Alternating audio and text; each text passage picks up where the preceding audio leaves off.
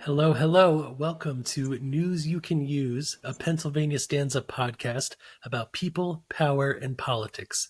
I am your host, Pele IrgangLaden. I use he, him, and I'm the organizing director at PA Stands Up. Today we're joined by our special guest, Alice Yoder, Lancaster Stands Up endorsed candidate for Lancaster County Commissioner. But first, as you've come to expect here, I am on with our Director of Narrative and Communications, Dr. Ashley Strange. Dr. Strange, what is good in the world today? Oh, I tell you, just about everything, especially with the weather. Everyone liked to complain about the rain. I like to complain about heat because I'm an Alaskan at heart. You have So, a problem with this weather? oh yeah, absolutely. Give me winter. 12 months a year. That's what I was born to withstand. Can't do all this must wear shorts and tank tops. I have already switched over my wardrobe. I'm tank tops through August. We're going all in now. Well, I mean, okay, so there's so much that like because people like to complain about the weather and they'll say like, why is it raining in May? Like, isn't it April showers bring May flowers? So it should stop raining in May. I'm like, first off, the Gregorian calendar, like, it's not followed by Mother Nature. Secondly, um, it's supposed to rain. Like it's spring. All the trees need all of the things, and it's it I can get very philosophical here and be like, you know what, man, sometimes the things that we need don't look like the things that we want. You know what I'm saying, man? And and that's kind of how I felt when Joe Biden announced last week that he was running for reelection. I know that it's what we need, but I'm like, maybe it's not what I want right now. And it's not that, and I will gladly like uh in his commercial, he said like he finished it with let's finish this thing. He's like, okay, give me 4 more years. Let's do what we gotta do. And I resonate with that so strongly, but I feel like rather than voting for Joe Biden, I'd rather vote for Dark Brandon. Uh, if you're I also would rather unfamiliar, vote for Dark Brandon. Yeah, I mean, listen, so Joe Biden, is going to run for president. We need to defeat Donald Trump, whoever the Republican will be. And I got to say, when Joe Biden goes Dark Brandon, when he starts pulling out the stops, when he turns the backlights behind him all red and is like, "Here's how we're going to fight fascism." yeah, I'm on team Dark Brandon. I love it. There's nothing like a someone who is maybe a fatherly or elderly figure being like, it's time to get serious, we're going to go in. It gets me fired up, so I'm ready for Dark Brandon. 100%. He's even selling Dark Brandon merchandise on on his campaign page, and it all started when everyone started chanting. Uh, uh, they were chanting at like a NASCAR race, "F Joe Biden," and what someone interpreted as was "Let's go Brandon," and so that's how that whole thing kind of got started, and then uh, and then once he started listening to what the people wanted, that's when we started to see Dark Brandon rise. So Joe Biden is, the unassuming, like, Alfred Pennyworth. And Dark Brandon is the person that said, you know what? Yeah, let's work on eliminating student debt. And he didn't just decide to do that. Like there were a bunch of folks from Lancaster and NEPA went to DC. We marched around the education building in DC with a giant pen saying, "Joe, pick up the pen, like make this happen." So he didn't just decide to do these things. These are things that like we have pushed him on. So did we create Dark Brandon in a lab with sugar, spice, everything nice, and a little dash of something that's spilled in there? Maybe. And that's the person that I'm going to be happy to vote for because it means that Dark Brandon has ears as well as glowing red eyes. Listen, we're only a few election cycles away from cyborg candidates, and this is Mm. just the first. This is just the first one, and I, again, totally on board, no qualms whatsoever.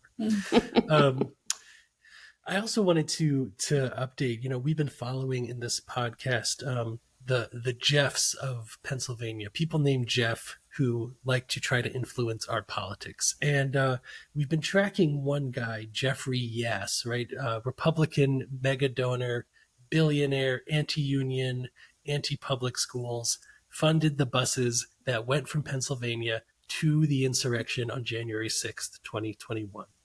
Bad guy. He put $750,000 into a PAC in Philadelphia that is running attack ads against Helen Gim. He also got his vice president of one of his organizations on the editorial board of the Inquirer, who, interestingly enough, has been writing anti-union op-eds for like the last 4 weeks. This is just getting curiouser and curiouser. I'll tell you, it's a funny thing though. At this point, every time Jeffrey Yass wants to try to influence a Democratic primary, he has to start a brand new PAC because everybody knows him. Everybody knows it's coming. So we found this money because a PAC popped up like 2 weeks ago, just a new PAC involved in the mayor's race. And all of a sudden it had $1 million in it. And where did that money come from? But Jeffrey Yass lives out in Ballackinwood, doesn't live in Philadelphia, but absolutely tries to use his money to divide Philadelphia, to make us weaker, to make us distrust each other, and to end our public education. So, now, that's not the only money that he's tossed into this race, mayor's race. No, he put money into another PAC as well, supporting a group called Philadelphia 3.0, which is a business-friendly organization in Philadelphia. So Jeff has about $1.5 million thrown around just the Philadelphia mayoral race, not even to say what he might be doing in other races across Pennsylvania. Well, look, if I can tell him that, the window in my bathroom is a Republican candidate in Philadelphia, maybe he can toss me a few $1,000s because that thing needs to be repaired. Boy, howdy. What a guy. Honestly, like starting up a new PAC sounds like something like I would do whenever I'd fish sit. If I lose one of my charges or they meet their untimely end in my care, sometimes I'll go out and I'll get a new fish. It sounds like that's kind of what he's doing. Wow, confessions here on the podcast. All right, we got it. Yeah, so the good thing is once people find out about it, it really poisons the PAC, poisons the race. Now it's Helen Gim versus the Republican billionaire, and that is a good message for us.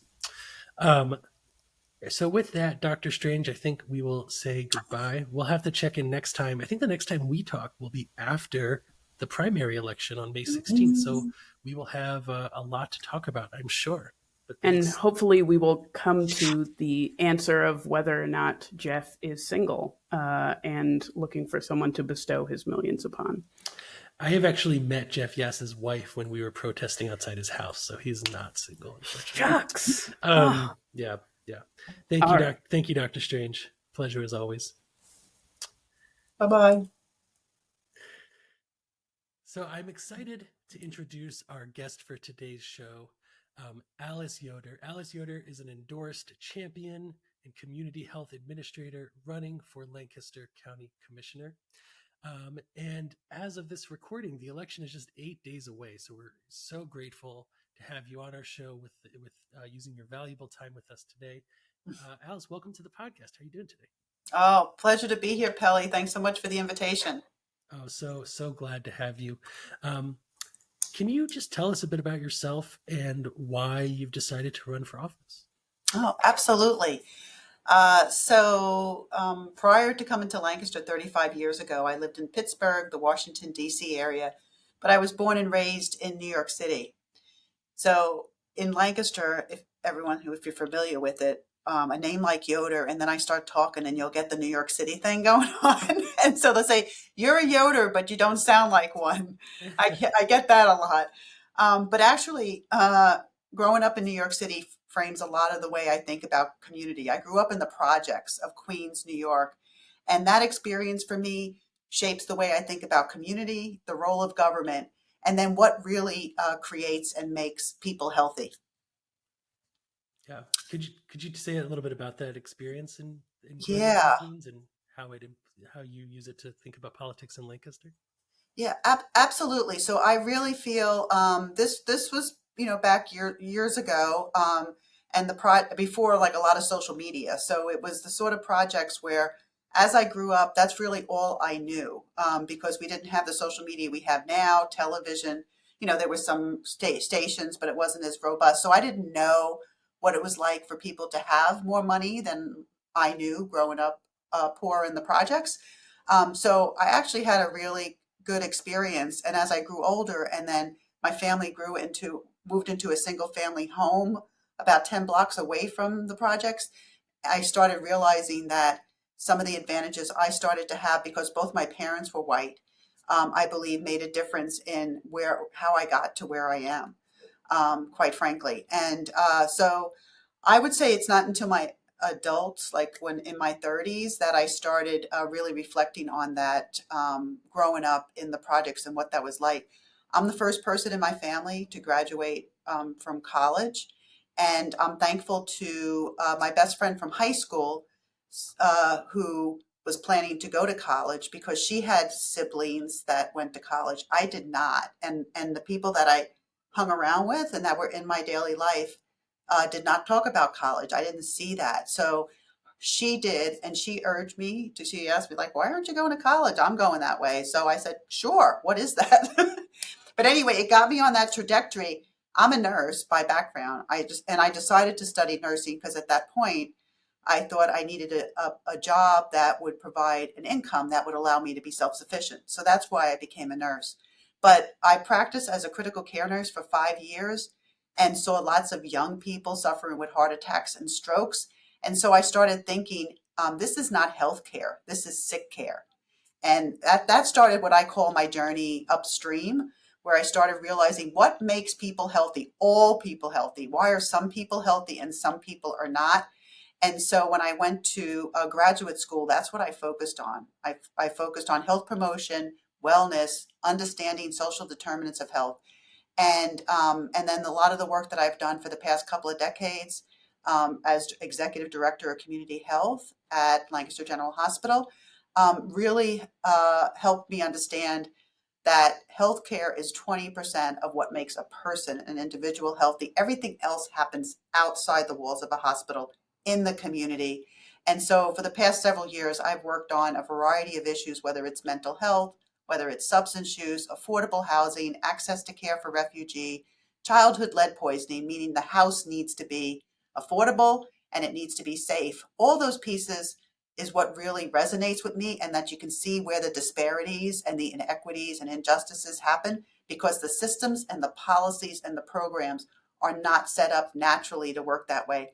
So I've really been working and doing that type of work for several decades now, and I feel like this is a really good role for me, and seeing some of the things that happen in the county that I think need to happen and differently. And I feel like I have a different perspective, particularly bringing like the health piece to it, like health in a very broad sense, and health for everyone, in terms of having the ability to be able to be happy, enjoy life, and have some of the basic needs, food, clothing, shelter, all taken care of.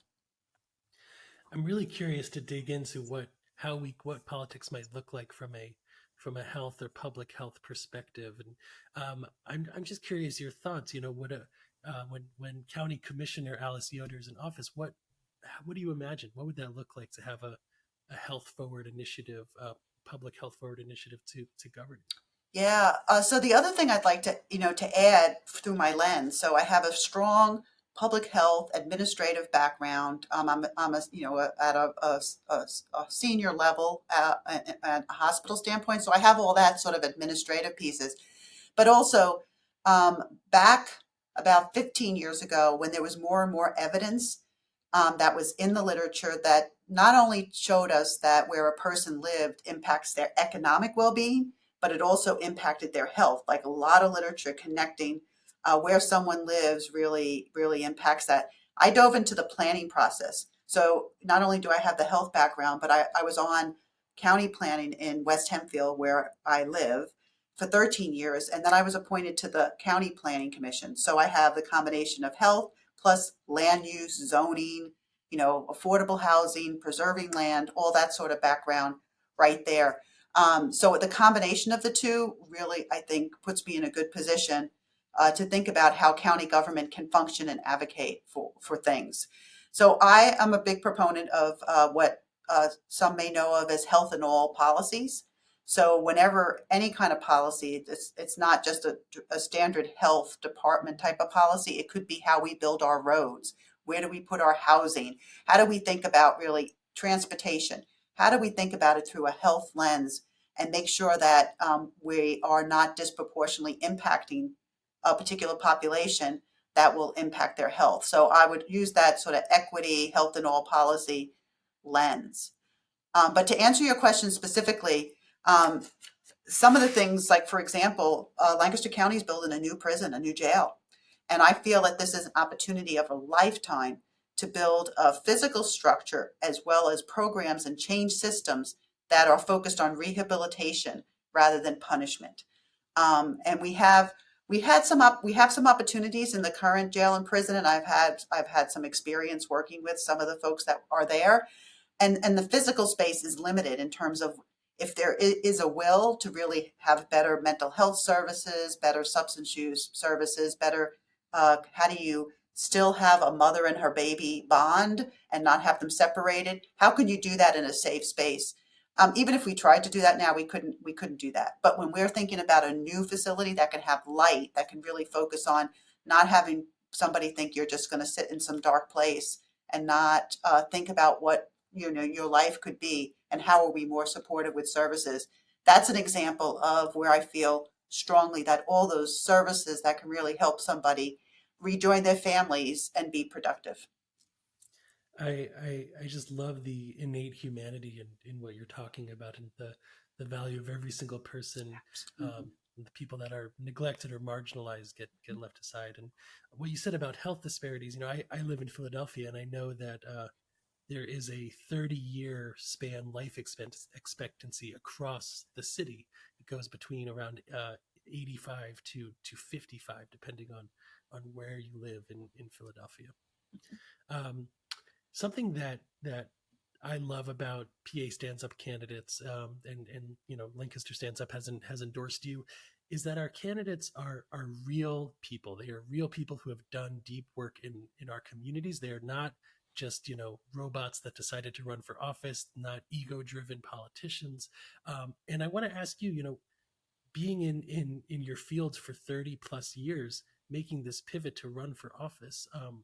Why did you decide to do that, and what has it been like running for office, being a politician?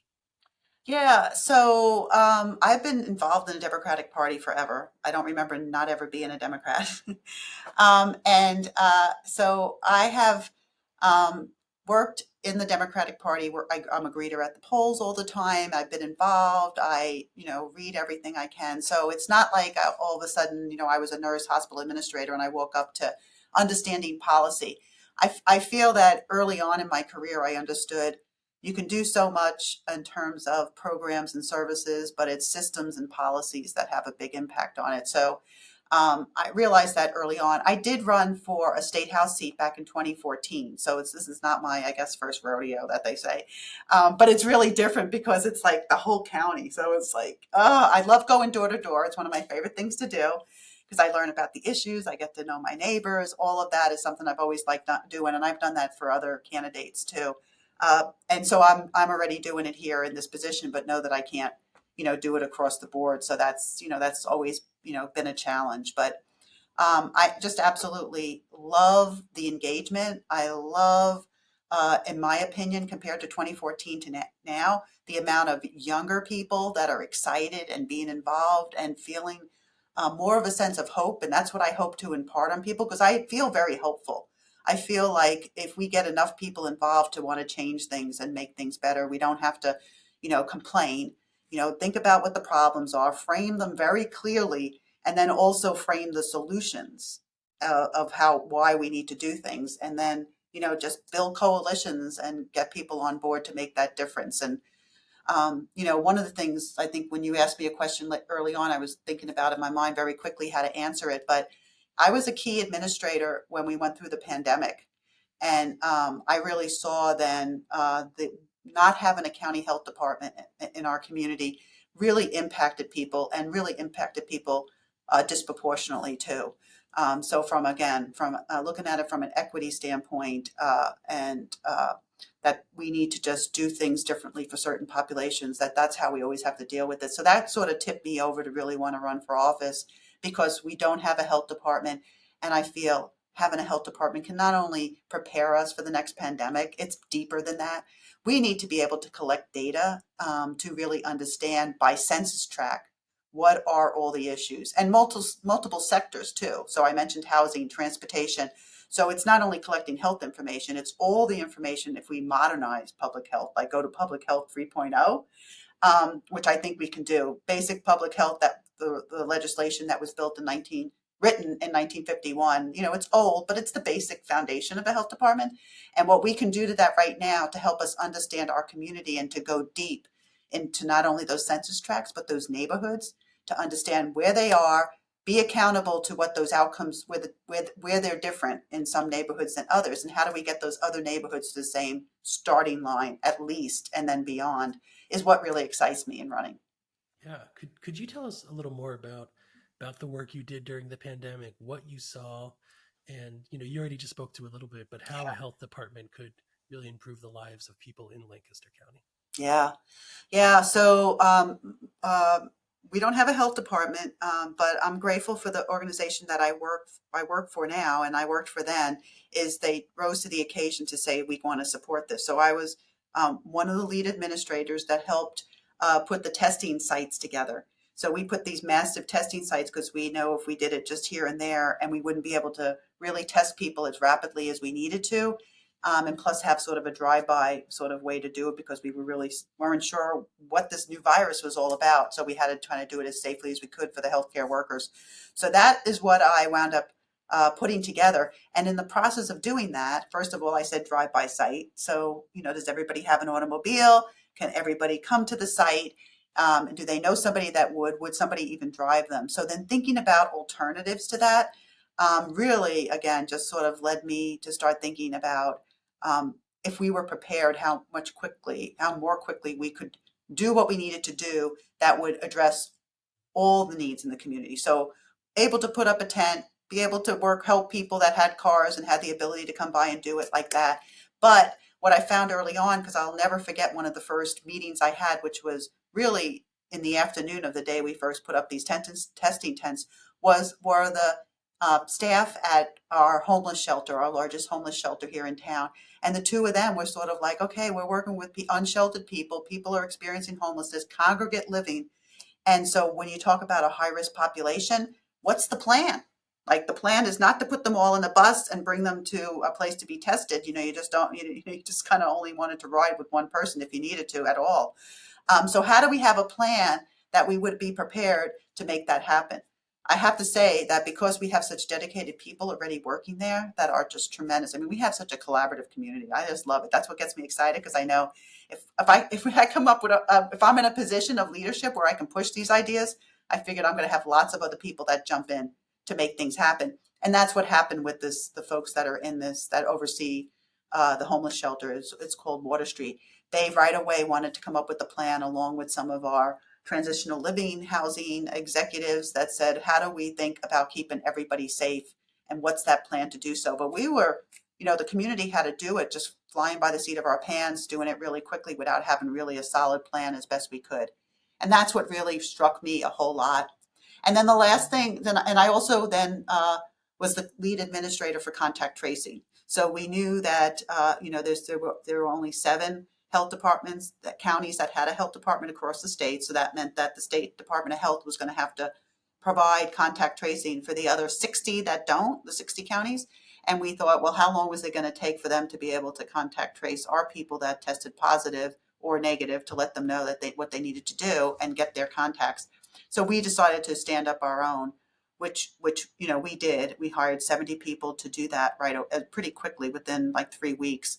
But then when it came with the vaccine being available, that's where I sort of separated myself from direct operations. I was not involved in the the vaccine clinic. We held up a big, massive vaccine clinic at the mall in Lancaster, and we would have been able to get 5,000 people through at a time. That's how we developed the system there. What I did instead was I put together a coalition called the Vaccine Access and Equity Coalition to specifically think about who was not going to be able to get to that massive vaccination site, either transportation wise, either um, it's kind of scary, that big whole location, plus geographically. So this Vaccine Access and Equity Coalition was made up of people with lived experience, people that were Black and brown, people of color, and people from the faith-based communities, and then also folks from our rural areas like the ag, some of the mushroom farm workers that are down in the southern end, and then also the fire halls and all. So we basically, the way we implemented how the vaccine became available is we look for trusted partners in the community. So work closely with the African American churches, with the Latinx churches, fire halls because of the Amish and the ag people feeling really comfortable with fire companies and all that in order to get the vaccine out there. And then also doing home vaccination. So again, thinking about it that way of what are the barriers that are in place and how do we remove those barriers? And that's the kind of thing that excites me. Yeah, that excites me too. Hearing you talk, I'm a little bit back in the pandemic time, and something I remember about those early times is this feeling that I'm 30 years old, and it was the first time in my life as an adult that I had this feeling of like, oh, is anybody actually in charge? Like, is anybody actually going to do something about this crisis Mhm. that we are in? And it was in that moment where people, whether they were elected or not, stepped up and started doing the work. I mean, your story reminds me of someone who I worked with who was elected last year to the state house, a person named Tarek Khan, who's a state rep out of Philadelphia, who when the vaccines came out, he started a program where he went to people's homes to do vaccination. And it's leaders like that who not waiting around for an election, not waiting around for someone to say, "Hey, would you please do this?" But noticing the need, stepping up, and doing something. And it's just I can only imagine what it must have been like in the beginning, having no health department, seeing the crisis at your doorstep, and trying to make a plan to figure it out. Yeah, yeah, yeah. I'll never forget it. But I do. I tend to have a glass half full. And so, similar to what you just explained, I saw lots of local heroes and people just stepping up and say, how can I help? What can I do? So that's just that's all, that will always stick with me. And I feel that that's our community. And as we move forward and progress and make things better for everyone in our community, I think there are people that are certainly going to stand up and come forward to make things happen that need to happen. Yeah. I want to ask you a bit about the dynamics of your race in Lancaster, because it's my understanding that you should be pretty good for the primary, but you can tell me if I'm wrong about that. But it's also my understanding that in Lancaster, Republicans outnumber Democrats about 2-1 across the county, and so we can't always just rely on partisan dynamics to win these elections. We have to cut through the right and the left and do something that will meet everyone. And is what I'm saying right? Do you have a competitive primary, and then how are you interacting with, not just Democrats but also independents, Republicans across the political spectrum? Yeah, yep, yep. So from a primary perspective, I'm not taking it for granted. We have a competitive. We have two positions that will come. Two people will come out of the primaries, and there are three people running. So I in my campaign, I decided last January that I was running, and so my team's been together for about 9, almost 10 months now, where I've put a team together, and we were running as if it was going to be very competitive and running for first place and not third place minority as it has been for years, and just run a strong race that way. But what I've done is over the years, I've been, because of my job, it's been mainly about identifying problems and bringing people and organizations together to solve them. So through that, I didn't think about who's a Republican, who's an independent, who's a Democrat, just bringing people that care about a particular issue and want to jointly solve something. So I've been doing it for a lot of years. So I feel like I have those relationships at all different levels of organizations and businesses to be able to address those problems. So that's been my approach when we've had house events, whenever I've been asked to speak somewhere. It's been really speaking to anyone that would listen for the most part. Of course, door to door for the primary has been focused on Democrats, and particularly Democrats that were able to you know prepare the turfs that people were going to visit for those that only vote in presidential years, because we have to make the case of how important these local races in this off year are. And that's been pretty much our message for county commissioner. People, one of the most frequently asked questions I get, it's great that you're running. I'm so excited when I heard you're running. But what is it that they do anyway? Right. It's just like, so it's not that uncommon. So just having people understand that it's their, the voting access and voting rights. It is a new jail, and the opportunity that we have. It's things related to what makes Lancaster County Lancaster County. So where do we preserve land and where do we build? How do we provide housing for people of all income levels? How do we think about improving our transportation system so we better connect people to jobs? All of that, county commissioners have some role, either big or small, to impact it. And then you think about school board candidates. So my campaign has been totally dedicated to, and this is what really excites me. I mean, I think we feed off each other, the school board candidates and others, because they're school board candidates, and they had maybe never ran for office. And so how do we organize a campaign to help down ballot candidates? So whether it's borough council, whether it's school boards, and how do we all work together to reach all the people within our community? But specifically getting those voters out that typically think this is an off year, they don't really have to get out and vote, is what we've been focusing on. Right. And we mostly hear about Congress or Senate, but really the people that make the decisions that are going to impact our everyday lives are the county commissioners, the township supervisors, the school board members. Yeah, Absolutely. yeah, absolutely. And people don't realize that. And I think we have to do a better job, even not during this election, like this blows by. And we have to come up with some way to still get that message out and have people teed up a little bit more to just pay attention in every election. Can you talk a little bit about the stakes of the county commissioner election in Lancaster County? We we hear a lot from Josh Parsons, who has been quite the conservative thorn in the side of working people, pro democracy people in Lancaster County. Um, what is at stake for Lancaster in county elections? Yeah. So I think there are, several elements that I've mentioned before of things that need to take place. The way I've worked with both of the current Republican county commissioners on initiatives prior to them being prior to Commissioner D'Agostino being in office, and then currently I co-chair the Joining Forces Coalition, where we're addressing deaths from opioids and heroin with Commissioner Parsons. So I have always been, and I'm going to continue, focused on the issues and being really clear about that. And coming forward with data. I'm very data driven. I'm, a healthcare person, semi-scientist, that kind of thing. So, very data driven. And it's worked for me in the past. I don't mean to sound naive. And I know that getting in a political role is going to be very different than what I've done before. But I believe some of the skill sets and the relationships that I have, I am just going to just continue doing what I'm doing, is focused on, some issues that need to be and problems that need to be fixed, like people experiencing homelessness and those that are unsheltered, and how do we, provide proper care for them, to things that I feel like we can make better. Like, it's okay now, people are not complaining, but it can be better. And there are other places that do it better. And how can we get there? So all of that excites me. And that's how I'm going to operate and just move forward with, hopefully getting votes to be able to move things along with the other two commissioners that would be there.